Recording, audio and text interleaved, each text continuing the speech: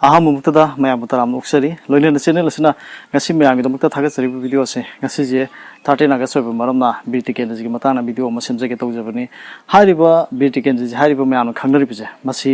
अदुकी मतिक ममिंग चलौबा अखोइना ngasi बौदा खंगनौबा हाइबा तारे हाइबदि अखोइगे मणिपुर गे निंगथौसिंग गे मनुंगदा मसा मसु अदुग मसी मनाउसिंग मनुंगदा टिकेंद्र जी सिना ख्वाइदगी मयाम खंगनौबा मियाम सोनौबा अमा ओइ मदुगी मरमदो यामना अकुप्पा वारी के आम लैरि हाइबा तारे मागसो निंगथौगी फंबाल पामदबा अदुगु मिसक अमनि लेबा कोइन खनबा मरम सिना चैनल असना ngasi लोकसरिबा अखोइगी बीर टिकेंद्र जी मतांगी वारी मति अमा मियाम खतोल तमजगे हाइदन हाइजरी असोबा आराम योस मियाम ngapि हाइदन हाइजरी वीडियो से मिंग तामिनसी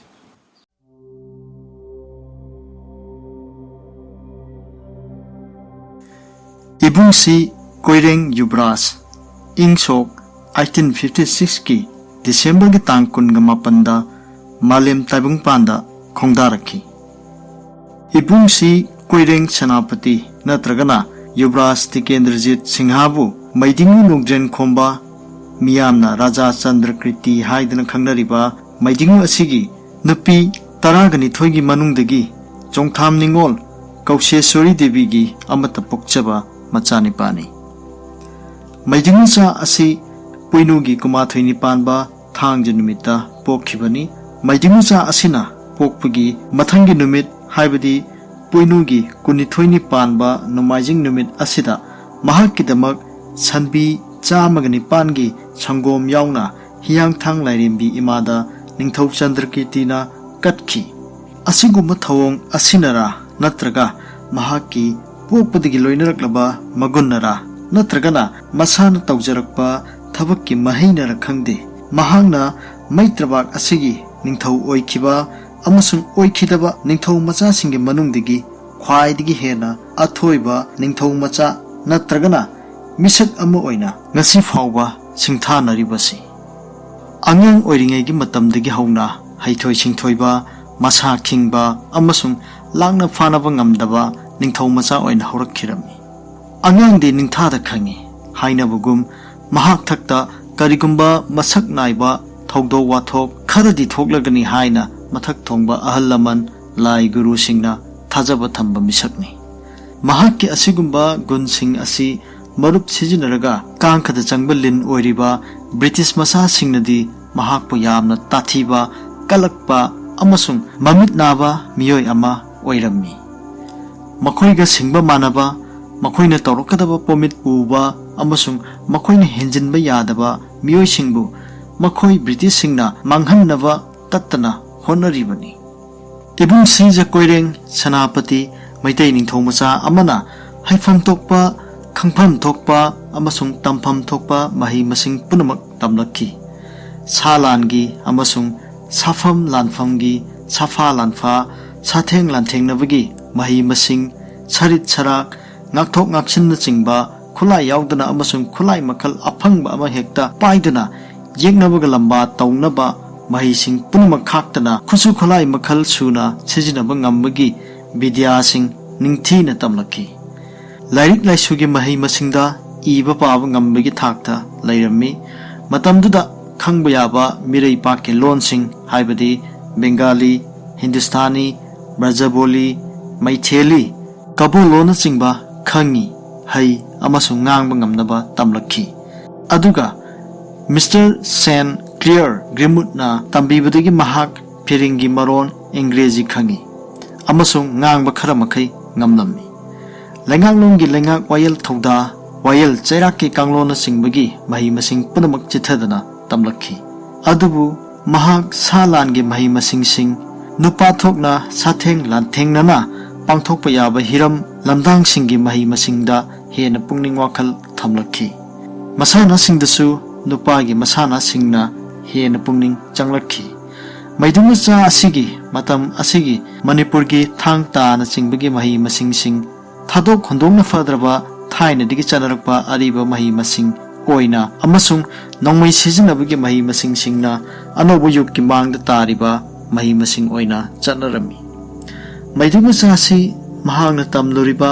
मही मसिंगी हिरम सिंग असिदा ममानबगी मिथक थोंबा महाकी मतंगी ममानब सिंगदगी अहेन अथोइबा मिसक अमा ओइना ममिंग लेबा मिसक ओइरमी महाक असि मतमदुगी संगोल कांगजे हैबा संगोल सिजनबगी हैसिंगबा अपीब नोंमै अमा पाइदुना हेक्तमक खुद चुम्बा तानबा खुदकाप यांगबा अमसुंग सरित सरात खौसा थेंगु मुंगना कांगजै लमजेन चेनबा अरुंबा थांगतनबा नुंग हुनबा मुंगना सानबना चिंगबदा थोइदोंना मिंचत फंगबा मियोय ओइरम्मी इबुंग सिजे कोइरेंग महाकी मतम मदुगी मणिपुर की समाज चनबगी मतुंगिना मसागी चही तरागा मंगा तरागा तरुक सुरक्पा अदुवाइदा युम्बानबगी पुंसिदा खोंगदारमी कोइरेंग टिकेंद्रजीत बीर सिंहाना मणिपुर की राजनीति की खोंगथांगदा खोंगदारक्पा असि मसागी चही तरागा मापन सुरक्पदगिनी हाइरिबा चही असिदा महाक मपा इबुंगोना राजनीति की लंबिदा पुसिंदुना मैत्रबाग मणिपुर की कोटवाल फम हापी खिरमी 1886 की मे की तारीख कुन संगोंजे निमित्ता मपाबुंग इबुंगो श्रीयुत चंद्रकीर्ति महाराज सना केराक थादुना नोंगा खिरमी मैदिंग नोंगा खिबगी मरांग तौनरिंगे असिदा हेंजिन्ना हैसिंगबा हेमनबा अनिगी थौसिलगी लान हौनबदगी मसाक ओइखिदुना नरसिंह महाराज की नोमाइथेम चनुना पोकपा सनख्या बोर चावबना लान हौरखी हारिबा लान हौवसी नमथनबगी थबक्ति कोटवाल कोइरेंगना अचौबा अमसुंग अथोइबा थौदांग लौखिरमी लानफम अनि सोंगनबदा लान हौबगी लुचिंगबा चेनखिदुना लान इरांग खरा नेमथरमी मसिगी मतम मसिदा सही सिगी जुन तारीख अनि यमसगी सनुमित्ता हानाना सेनापति ओइरंबा चंद्रकीर्ति महाराज की ओइनाम चनु भीमेश्वरीन पोकपा मजाइबुंगो फैजाउ सनासु नोंगा खिरमी मैदिंग सा असि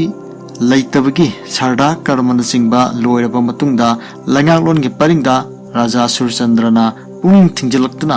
जुन थागी तारीख कुनगा मरी संगोन सेंदा पुंगमिनबा हाइबदी ममा तिनबा मनाव इबुंगो गोपाल सनाबु संलाकपा अमसुंग थासिगी जुनगी तारीख कुंदा मनाव इबुंगो कोइरेंग टिकेंद्रजीत पुना सेनापति हापखिरमी असुमना मैदिंग सूर्यचंद्रना पानमा होगलकपदा मैदिंग असिगी मचे मनाव सिंगे मरक्ता खाइबुंग तानरकनबगी मैफम अमा महाराज मसा मचिन मनाव सिंगी कोगहन लायहन ओरिबना मई होगलगा मनाव इबुंगो पकासनाना मई यांखत खिरमी मपाबुंग इबुंगोगी तालोय मखोगी ममा तरुंगना पुलकपा मचिन मनाव लेखिदबि सिंथादना लेहौरिबा निपान सिगे मनुंगदा पुक्सेल खुइजेन तिनरखिदि मसी वायन गदबा वायल मपुदुना इचा मिचा खाइबा योंगलै मेलै नाइबदगी थोलखिबनी मतमदुदा अचारोम तानाबा अमना अमगे मथक थोंगनब हनबदगी मुंगनारकपा अमसुंग चिनबांग थोंगददा नहा अहन खाइनबगी परिंग अमा तत्तना यातपा मियोय यावरकपा असिना चिंगबगी मरमसिंगदा यमफम ओइदुना चाइनरकपसिना मैत्रपाकी लैपाक अमसुंग लैंगाक मरा चेत्तबा लैपाकी लैंगाक लैकनगी मापांगल सोंथहंदुना मियामगी ओइनसु फिबम सोखहलमि हारिबसिंग असिदा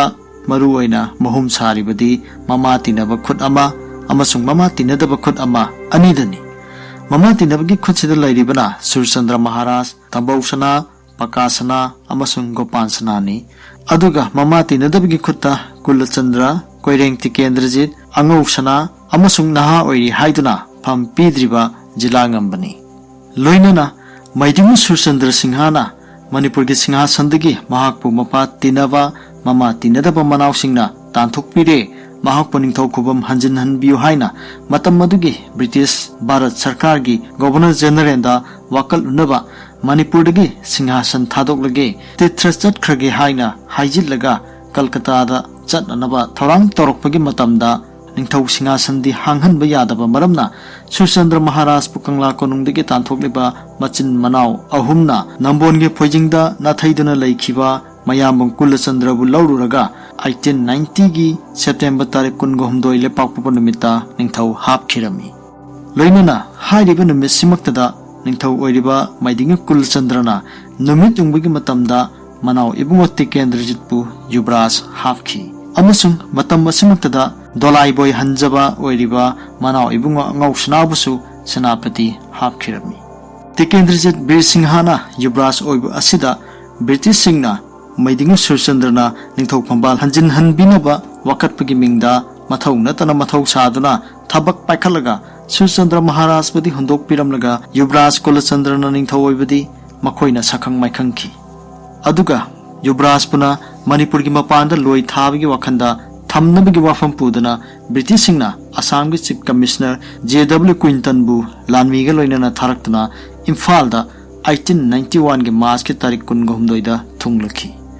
दरबार तौसी हाइजिनरगा युवराज फागे तौबदा माई पाक्तरदुना हल्लगे पोथांगमी पियु जगोई रास येंगे असिना चिंगबा हाइजिनरगा थासिंगे कुनगमरी के अयुक्ता मिस्टर क्विंटन लान हौदुना मैथै कोनुंगदा लंदादुना युवराज फाननबा होनखी थौरांग अदु माई पाक्तरबदा मखोइगे लाल हौदा ब्रिटिशना माइथिरगनि खंगनबदा ताइसिननबगी वा ngangnabada yanaba porokpa ngamkhidi ngai khosat khinu haibada ngakchau thektuna British residency da hange tawrubudagi lepak miyam gi irang horaktuna British officer ama sakhangdaba mi amana thang yankhi Mr Grimwood na pukrabam kajau phingange tana lengduna sikhi makhoi bu kanbiduna thamba sida praja singe kholaw laktuna Manipur gi military court khudak ki oina kauduna phamlaga wayal tawbuda British officer Mr Grimwood yauna mas ki tangkon marigi numidang ahing nungyaida kangla nungsa anigi mamangda mangak kaktuna hatpagi cherak piduna kangla sa mamangda angobo makok longna tahankhi British officer manga asi hat khibigi laman khumnanaba British India government na mas thagi tang kunthraga mathoida Manipur gi mathakta lan tawri haina lauthoklakhi lan asi Manipur gi oinadi March kumnga da लाउथोक्तुना British की मणिपुर लैबा मीसिंग तानथोकपा नत्रगा फाबा हौख्रबनी अदुगा British authority ना मणिपुर लंदानबा मणिपुर फील्ड फोर्स सेमरगा मणिपुर की माइकई अहुम की मफम अहुम अवांगलोमदा कोहिमादगी नुंगचुपलोमदा सिलचरदगी अमसुंग नोंगपोलोमदना तुमुदगी लानमी मपई अचौबा अममम थाजिलक्तुना एप्रिल थागी तारीख 10 तारीख 5 अमसुंग तारीख 19 मागी लानमी लाइफमदगी लांदारखी लानफम सिंह असिदा नोंपोकलोमगी लान असिना ख्वाइदगी हेना कनखिरमी हाइरिबा लंजाव असिदा मणिपुरना माइथिरेदुना सही असिगी एप्रिल की तारीख 19 ता ब्रिटिशना मणिपुर लौखिरमी ब्रिटिशना मणिपुर लौद्रिंगेगी ममांगी नुमित हाइबदी एप्रिल की तांग 13 असिदा युवराज Tikendrajit सिंहागी थोक्सिनना Manipur कन्ननबगी अनौब पांबै थीनबगी थौरांगदा Moirang तोंजाव सुबेदारदा लुपा लिसिंग अहुम पीदुना चसात ngairamnaba numit humni gi mamang haibadi April tang 19 dagi simkhibana Maharashtra yauna mi chanirom chasat chatkhi adubu mafam aduda moirang tonjawdi leiramdi sel lauthoklaga British ta aron bu punamak haidoktuna Yuvraj phahannanaba sinkhirami Yuvraj na chasat numit kharani leiruraga tampak kumlaktuna Singjamai mathak thokchom dewan gi yumda thunglakhi aduga chahidugi me tarik 19 thang janumita phahankhi masidagi British singna mapunsigi ain masak khangdriba military officer singbu bicharpati haplaga asemba khuchem gi wayal tawki aduga bichar tawribani haiduna report tharaga hattabe ade haiba mongda Yuvraj Tikendrajit Singhabu thangal general loinana matam mudugi phaida pungthak हौजिक्की मपान कांगजेबुंगी सहित मिनर लैरिबा असिगी नोंपोक्ता चहीदुगी अगस्त 12 युमजगेसन निमितकी नुंगथिलगी पुंग 5 ताबा मतमदा फासी तौदुना हाटखिरमी मसागी ओइजाबा थादोकपा अमसुंग कथोकपगी पुक्चेल चेनबा युवराज तिकेंद्रजीत सिंहाबु फासी तौदुना हाटख्रबसु महाकी mama लेपाकीदमक थवाई कथोकपगी थौना अदुदी मंगहनबा ngamdri Ningthou फंबाल मिहौ बिद्रबा Ningthou मसा असिगी मफमदा mama Meitei लेबाकी दमकता थवाई कथोकपा असिदी अवाबा नत्रगा Aruba थबक नत्ति कथोकपगी नुंगाइबा फंगनबा महाकी थवाई अदुदी तैबंग मपुना मखुयादा चिंगसिनदुना थंबिरमलगनी युवराज असि मसागी चही 35 था 8 नुमित 12 दा मालेम तैबंग पान थादोक्तना मपुगी लैकोंदा तिनखी channel असना ngasi semjariba video Yuvraj Tikendrajit Singhaगी mahaki punsi warigi matek khara lokhutsarga miyamda khudol tamjabani ngasi asi leikhidrba adugumba mathauna lairaba ningthau phambal kalak khidrba ningthau phambal kathoklamlaba adugumba Yuvraj Tikendrajit ki leikhidabagi numit taraduna miyamda channel asina khudol tamjabani hairiba sing asi adugumba lairik Ningthou फंबाल कलक खिद्रबा निंगथौ मसा मसु सिंहारिबा लारिक अदुगी तांकक अमगे मरक्तगी लोखत्सरगा मियाम the खुदोल तमजबनी असोयबा आराम यारसु मियाम न ngakpiyo haidana haijari channel asina ngasi thagatsariba video asibu haubudigi loiba phabu yembiriba viewer khudimukpu haninga leitana thagar phongdoksari video asi matang side lusinjarage kanglaipa imana yaifari